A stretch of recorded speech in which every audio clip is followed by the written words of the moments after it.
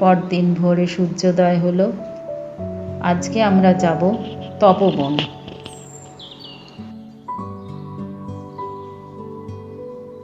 পরদিন খুব ভোর ভোর উঠে আমরা রেডি হয়ে গেলাম তপবনে যাওয়ার জন্য।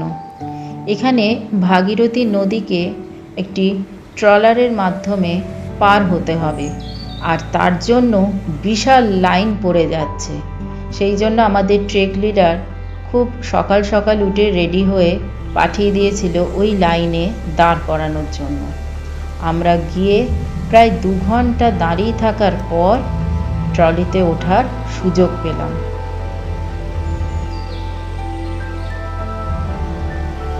এইভাবে ট্রলিগুলোতে 5 থেকে 6 জন মানুষ এবং তার সঙ্গে লাগেজ নিয়ে ভাগীরথী রিভারকে এক প্রান্ত থেকে অপর প্রান্তে অতিক্রম করে পৌঁছে দিচ্ছে। আমাদেরও একটা সময় হলো, আমরাও ওই প্রান্ত থেকে অপর প্রান্তে চলে এলাম। এইবার আমাদের হাঁটা শুরু হলো তপবনের দিকে।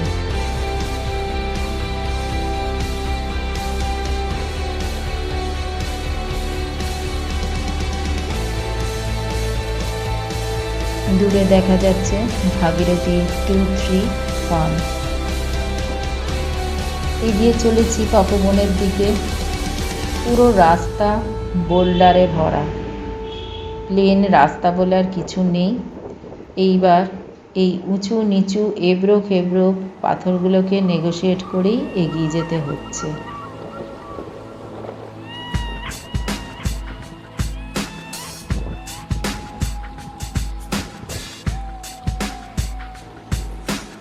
তারই মাঝে দেখা যাচ্ছে পোর্টাররা বিশাল পিঠে বোঝা নিয়ে এগিয়ে যাচ্ছে।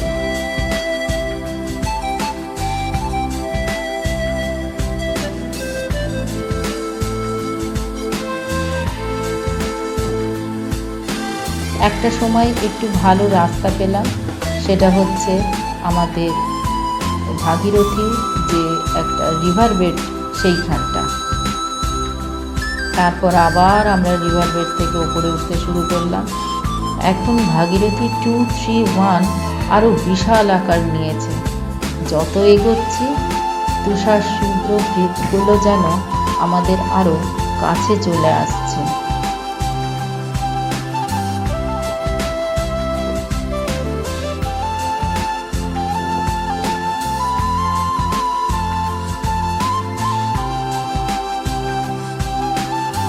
এখানে সবাই মিলে হাত ধরে এইভাবে নদীটির এক প্রান্ত থেকে অপর প্রান্তে চলে যাচ্ছে।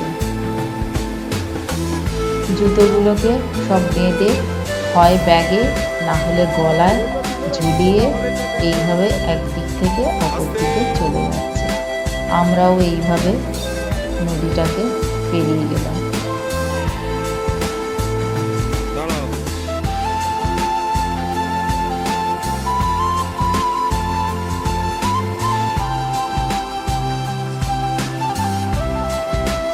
আমাদের ট্রেক লিডার মন্টিদা অপেক্ষা করছিল। এইবার সে একা নদীটাকে পেরোচ্ছে। নদীটার খুবই স্রোত আছে, তবু সাহসের সঙ্গে এইভাবেই নদীকে অতিক্রম করা হচ্ছে।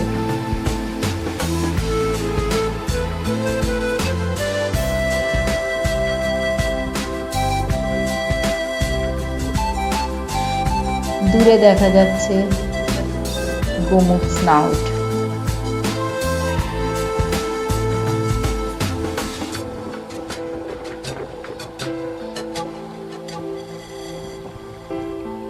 আমরা যেদিন তপবন থেকে ফিরব সেদিন আমরা ওই স্নাউটের মুখের কাছে যাব।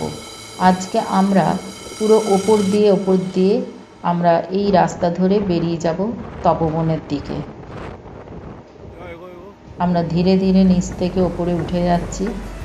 ক্রমশ চড়াই। গঙ্গোত্রী স্নাউট দেখা যাচ্ছে তারই মাঝখান থেকে। এতটাই উঁচুতে চলে এসেছি যে ওখানকার মানুষগুলোকে খুবই ছোট দেখাচ্ছে।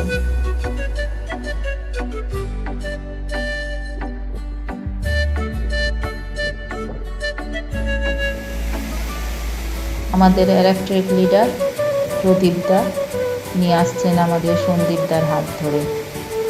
এই আকাশগঙ্গা নদীটাকে আমরা বিভিন্নভাবে বিভিন্ন সময় অতিক্রম করছি। প্রদীপদা আমাদেরকেও এইভাবে হাত ধরে এইটাকে ক্রস করিয়েছে।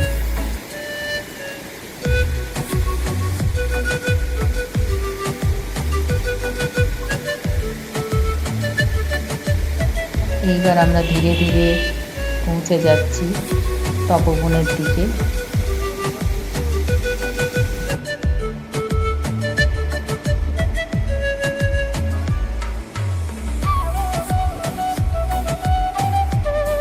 এখানে এত হাওয়া দেয় যে ছোট ছোট নুড়িগুলো গায়ে ছিটকে আসে।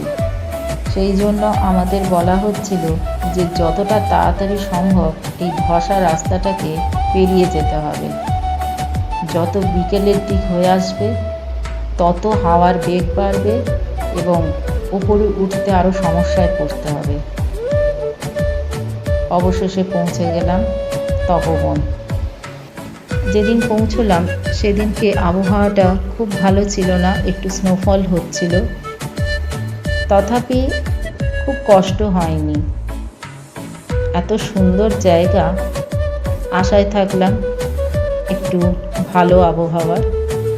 পৌঁছতে পৌঁছতে অনেকটা বেলা হয়ে গেছিল, সেই জন্য আবহাওয়া খারাপ হয়ে গিয়েছিল।